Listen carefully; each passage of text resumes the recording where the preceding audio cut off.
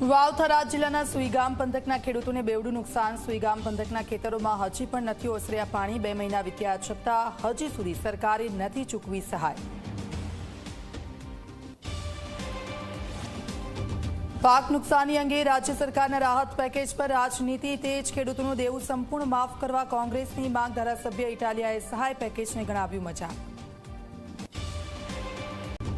गुजरात हाईकोर्टના આદેશ બાદ ગીરની બોર્ડર પર ફરી તપાસનો ધમધમાટ। ગેરકાયદેસર બાંધકામોને લઈને વન અને રેવન્યુ વિભાગની સંયુક્ત તપાસ। તાલાલા ગીર વિસ્તારમાં 5 ટીમોએ હાથ ધર્યો સર્વે।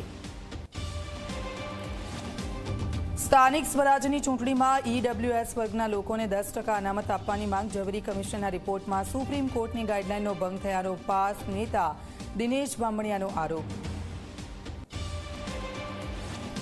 આવતીકાલથી ટેકાના ભાવે સરકાર ખેડૂતો પાસેથી જણસની કરશે ખરીદી। ઇફકોના ચેરમેન દિલીપ સંઘાણીનું નિવેદન। ખરીદી માટે થઈ ચૂકી છે તમામ તૈયારીઓ।